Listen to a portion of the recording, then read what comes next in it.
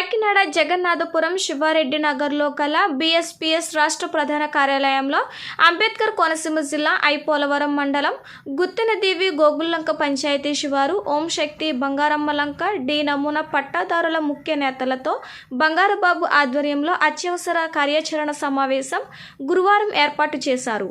SC, ST, BC, minority, అగ్రవర్ణ పేదలకు ప్రభుత్వం మంజూరు చేసిన పట్టాలకు ఆన్లైన్ చేయాలని 15 ఏళ్లుగా సుదీర్ఘ పోరాట ఉద్యమం చేసినా ఫలితం లేకపోయిందని సభ్యులు వాపోయారు.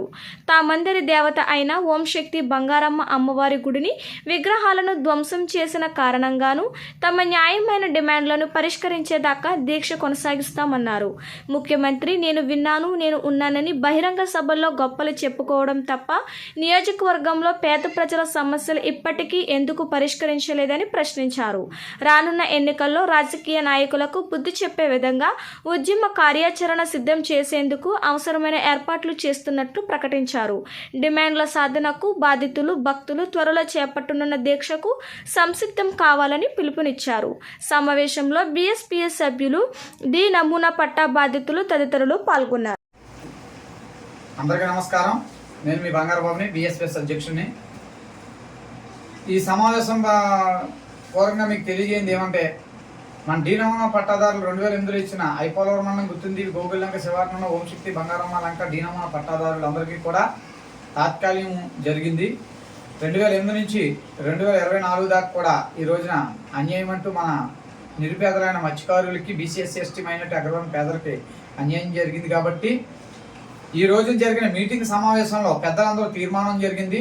మహిళా కమిటీ అవ్వచ్చు, బీసీ కమిటీ అవ్వచ్చు, ఎస్సీ కమిటీ అవ్వచ్చు, ఎస్టీ కమిటీ అవ్వచ్చు, మైనార్టీ కమిటీ అవ్వచ్చు, అగ్రవర్ణ కమిటీ అవ్వచ్చు, ప్రధానమైన మత్స్యకార కమిటీ అవ్వచ్చు.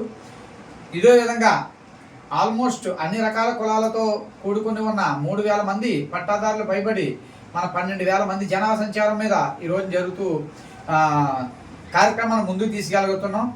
రానున్న ఎన్నికల్లో మనం ఏం చేయగలిగినా, ఏం చేసినా ఈ ఒక బీసీ, ఎస్సీ, ఎస్టీ, మైనార్టీలకే కాకుండా, అగ్రవర్ణ పేదలకే కాకుండా నిరుపేదలందరూ కడుపు కొట్టారు. కాబట్టి ఈ నిరుపేదలను గుర్తించలేదు. కాబట్టి అదేవిధంగా అమ్మవారి మీద కక్ష కట్టి ఈ డి నమూనా పట్టా కుటుంబాలందరూ కూడా కలిపి అమ్మవారి గుడిని నిర్మించుకుంటే ఆ గుడిని కొట్టింది.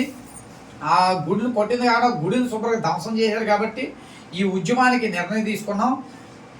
రానున్న రోజుల్లో ఈ ఒక వారం రోజుల్లో మేము మీటింగ్ చేసుకోవడం జరుగుతుంది. ఈ మీటింగు ఆల్రెడీ 15-16 తారీఖు లోపల మీటింగ్ చేసుకోవడం జరిగి సమావేశం తీర్మానం చేసుకుంది.